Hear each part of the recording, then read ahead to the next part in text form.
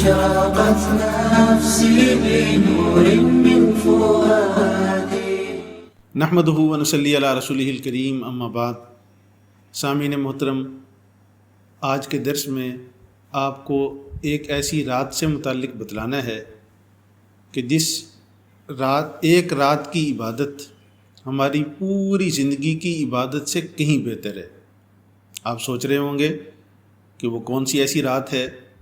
یہ وہی رات ہے جس رات سے متعلق اللہ جل جلالہ نے قرآن کریم میں ایک مستقل صورت نازل فرمائی جسے سورۃ القدر کہتے ہیں، اور اسی صورت میں اس رات کا پورا تعارف بھی پیش فرمایا.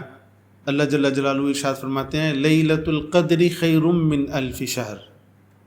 یہ جو لیلۃ القدر ہے نا، یہ 1000 مہینوں سے بھی کہیں بہتر ہے، اور 1000 مہینوں کے سال 83 سال کچھ ماہ بنتے ہیں، اور دوسری طرف اس امت کی طبی عمریں 60 سے 70 سال ہے، کوئی قلیل 80 سال تک پہنچتا ہوگا.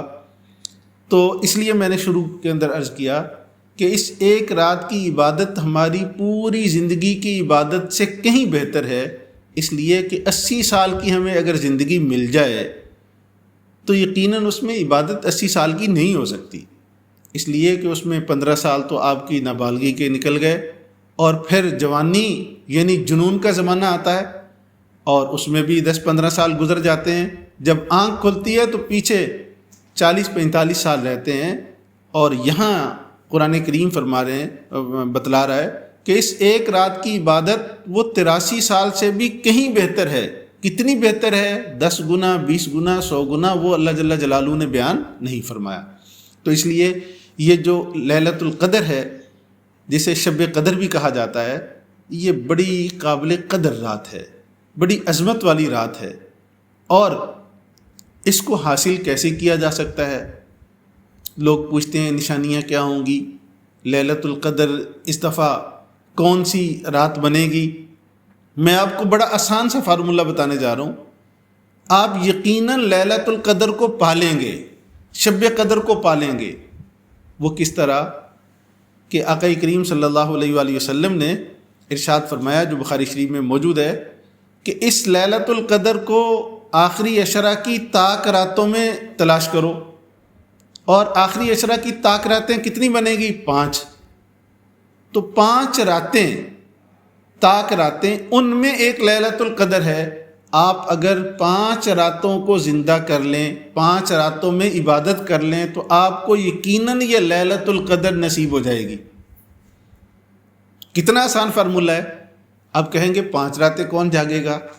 تو بات اہمیت کی ہے اور بات یقین کی ہے. اگر آپ کے ہاں اہمیت ہو نا تو یہ 5 راتیں کیا، 5 مہینے جاگنا بھی بڑا آسان ہے. آپ ایک چوکیدار کو لے لیجئے، اسے پر نائٹ 500 روپیہ یا 700 روپیہ ملتا ہے، تو وہ ہر روز، ہر رات پوری گلیوں میں گھوم رہا ہوتا ہے سیٹیاں بجا بجا کے، اور مہینے کا اسے 15,000 ملتا ہے، تو پورا مہینہ بھی جاگ لیتا ہے، کیونکہ اسے معلوم ہوتا ہے کہ مجھے 15,000 ملنے. اور اس رات میں آپ کو کیا ملنا ہے؟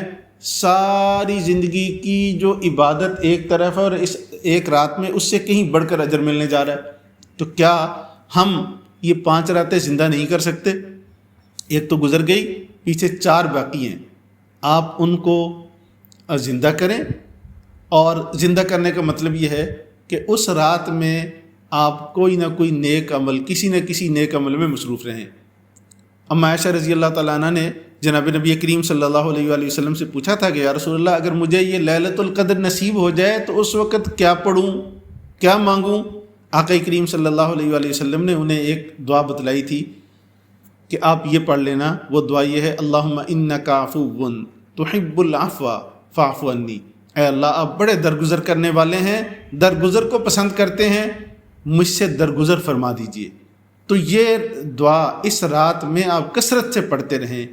313 مرتبہ تو ضرور، اس سے زائد جتنا ہو سکے آپ پڑھ لیں. اس سے ہٹ کر بھی آپ تلاوت کر سکتے ہیں، آپ نوافل پڑھ سکتے ہیں، جو توفیق ہو آپ کرتے رہیں. تہجد کا اس رات میں اہتمام کر لیں تو انشاءاللہ العزیز آپ کی ساری زندگی کی عبادت ایک طرف اور اس ایک رات میں کی جانے والی عبادت ایک طرف، اس کا اجر آپ حاصل کر پائیں گے۔ میں امید کرتا ہوں کہ تمام ہمارے ناظرین ضرور ان 4 راتوں میں عبادت کا اہتمام کریں گے۔